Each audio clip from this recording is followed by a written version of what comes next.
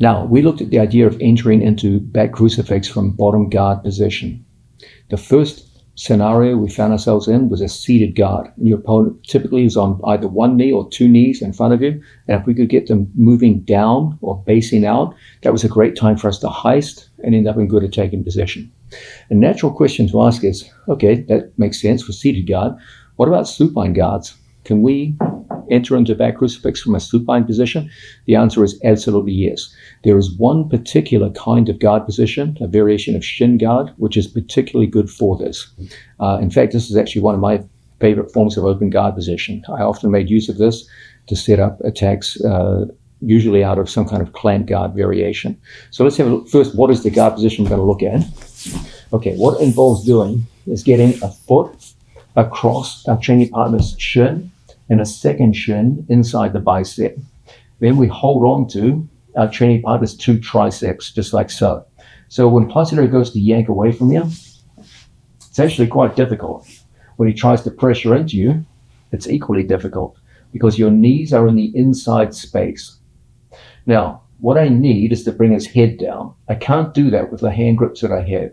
So what I do is I take my first hand off and I take a collar tie. I pull his head lower than my knee.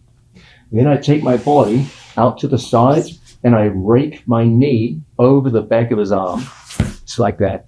So when he tries to pull out, his arms are locked in place. I continue pulling down on the head. I come up to an elbow and I catch my training partner at the opposite lat muscle. This creates a situation where I can get a foot to the mat and one simple hip heist, and we've got a back crucifix. When he tries to yank his arm out, you're literally sitting on top of his arm. There's no way.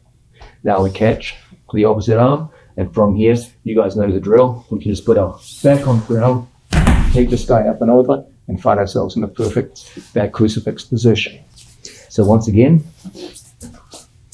training partners in front of us, and we have taken a different approach to open guard. From here, we pull ourselves into a situation just like so. One of my favorite forms of open guard. It's one of my favorites because it gives inside position on the upper body. You guys know I'm a big proponent of inside position on the lower body for leg lock game. This is a good position for upper body attacks. But it's also great for entering into back crucifixes. So we pull our training partner's head lower than our knee, and then we just rake our knee over the top, and we point behind his armpit. So when he goes to yank his arm, there's quite a bit of wedging behind the arm. Then from here we can lock up and catch. We come up to an elbow so that our chest is higher than his head.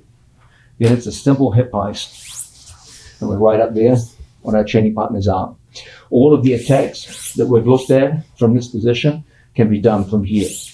But typically in these situations, what we're always going to look to do is roll this guy through across our chest and end up in good attacking position.